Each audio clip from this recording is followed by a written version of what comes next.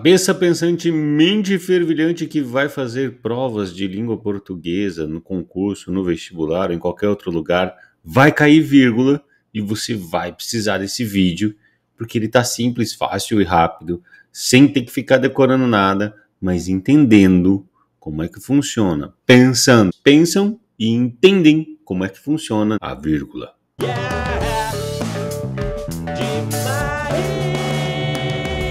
Eu gostaria de lembrar para vocês que vírgula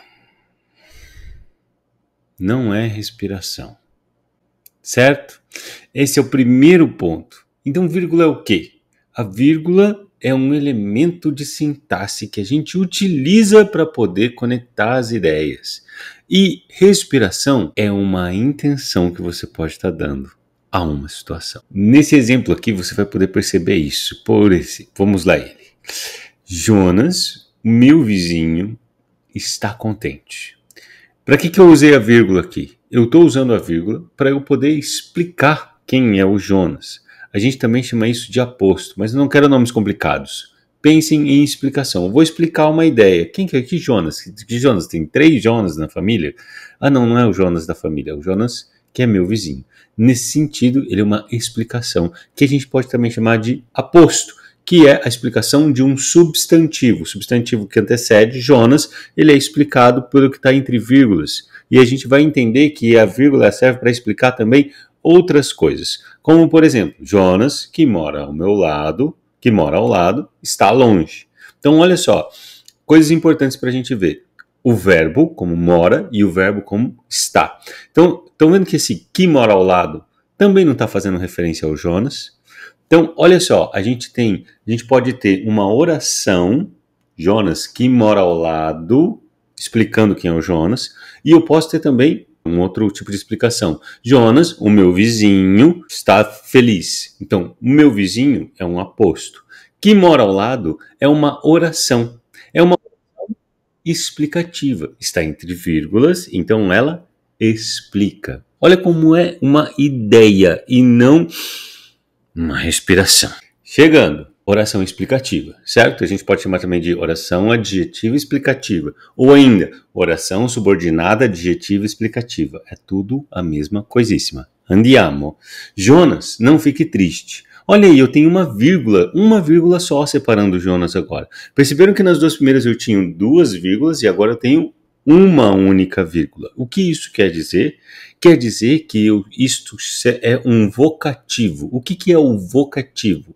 Vocativo é quando você está chamando seu cachorrinho. Totó, vem aqui. Você fala, Totó, vem aqui. Esse Totó é um vocativo, porque você está chamando. Vocare, vocação, a galera fala e etc. Então, essa ideia aqui, ó, Jonas, vírgula, não fique triste. Quem que é o sujeito? Não é o Jonas. Por quê? Uma das regras que vocês ouvem em vírgula é não separa o sujeito do verbo por vírgula. Talvez você nem lembre e nem saiba dessa regra, mas você não precisa saber dela. Saiba como funciona e não como não funciona. Então, Jonas, vírgula, não fique triste. Quem não fique? Você. Não fique triste, você. Esse é o sujeito da ação. E o Jonas? O Jonas é para quem eu estou falando. Jonas, meu amigo. Não fique triste. Ó, Jonas, aposto, meu amigo, não fique triste. Tá visualizando, tá acompanhando comigo em que lugares você vai colocar a vírgula? Olha aí, Jonas não fica triste. Quando eu coloco Jonas não fica triste, eu tenho uma ausência de vírgula total. Por quê? Quem não fica triste? O Jonas. Então, o Jonas é o sujeito dessa ação. Então, quando eu coloco que o Jonas não fica triste, eu não vou colocar uma única vírgula. Vocês se lembram que a gente já colocou 2 vírgulas, né? Jonas, meu amigo, meu vizinho, não fica triste. Então, ó, Jonas, vírgula, meu vizinho, vírgula, não fica triste. Aí, olha só como é que pode ficar.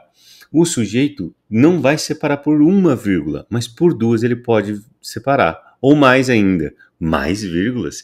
Olha isso no caso da enumeração, quando eu tenho assim, ó, Jonas, Caroline, James, Maria e Jetson não ficam tristes. 2 coisas mudaram aqui. O plural, ficam tristes, porque eu tenho um sujeito que ele tem vários núcleos, que a gente chama de sujeito composto, e eu estou separando por vírgula. Ó.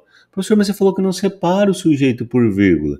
Exatamente. Eu não separei o sujeito do verbo por vírgula. Olha lá, ó. Jetson não ficam, tá vendo? Aqui eu termino, no Jetson eu termino o meu sujeito composto. Quem que não ficam tristes? Jonas, Carolina, James, Maria e Jetson. Então todos esses seres humanos aqui, sim, são seres humanos nesse caso, eles não ficam tristes, eles complementam essa ação. Neste caso aqui, essa vírgula está servindo para quê? Separar posto? Não, porque Caroline não é a mesma coisa que Jonas. E para explicar quem é o Jonas? Também não é para explicar quem é o Jonas. Então, ele está uma oração. Não tem nem verbo, Caroline. Ele está fazendo uma enumeração. Então, Jonas, Caroline, James, Jetson. Não é lindo isso? Agora, para a gente finalizar, eu tenho um plus para a gente poder entender melhor esse rolê aqui. Ó. Jonas, que mora ao lado, não fica triste. Isso aqui é uma oração que a gente chama de oração explicativa, como eu já disse. Oração subordinada, adjetiva, explicativa. Não precisa decorar esse nome, só entenda que ela é uma oração explicativa, certo? Então, eu tenho também a restritiva. Os alunos que estudaram estão bem. Os alunos que estudaram estão bem. Existe diferença de sentido. Olha só como a vírgula pode ser importante. Tem outros casos que a gente pode trazer depois em outros vídeos, mas eu quero que vocês se atentem bem a esse, porque o sentido, a diferença de sentido, ela é sutil entre uma oração e outra. Parece que é a mesma coisa, mas não é. Então, quando eu tenho uma oração explicativa, Jonas, os alunos que estudaram estão bem, eu não tenho vírgulas, eu vou chamar essa oração de restritiva. E quando eu tenho aos alunos que estudaram, entre vírgulas que estudaram, estão bem, eu tenho uma oração explicativa. Qual é a diferença de sentido dessas orações? A diferença é que, na primeira, os alunos que estudaram estão bem, eu tenho uma restrição. A ideia é que aqueles que não estudaram estão mal. Então, os alunos que estudaram estão bem e os que não estudaram. Por isso restritiva, porque ela restringe, ela exclui uma parte para cá e outra parte para lá. Já a oração entre vírgulas, ela é explicativa, ela é universal. Olha como o sentido da vírgula vai fazer diferença aqui. Ó. Os alunos estão bem, essa é a ideia. Todos os alunos estão bem. E eu estou colocando uma explicação, que estudaram. Esses alunos que estudaram, todos eles estão bem. Não existe essa ideia de restringir um pensamento, separar ele para lá, os que não estudaram e os que estudaram. De novo, quando eu não tenho vírgula, eu restringo. Os alunos que estudaram estão bem. Os que não estudaram, não estão. E quando eu coloco entre vírgulas, eu vou universalizar o sujeito. Os alunos que estudaram, esses alunos, eles estudaram, estou dando uma explicação, eles estão bem. Firmeza? Então, seres humanos, cabeças pensantes, é isso que eu tinha para hoje, para vocês compreenderem esses usos da vírgula e também perceber que não é só colocar vírgula para lá e para cá respirando, e sim que o sentido da vírgula é bastante importante naquilo que você diz, na maneira como você escreve, na maneira como você expressa os seus pensamentos, essencial para a redação, essencial também para questões discursivas. Então, concurseiros públicos, entre outros tipos de prova que vocês tenham que fazer, atentem-se a estes usos da vírgula, porque isso aqui resolve um percentual muito alto. Eu ia falar 90% dos casos, mas eu ia estar chutando e eu ia estar falando errado. E eu não quero que vocês continuem errando, porque errar tá ficando muito feio. Então é isso aí. Hasta la vista, senhoritas e senhoritos. Nos vemos na próxima. Tchau, tchau. Yeah!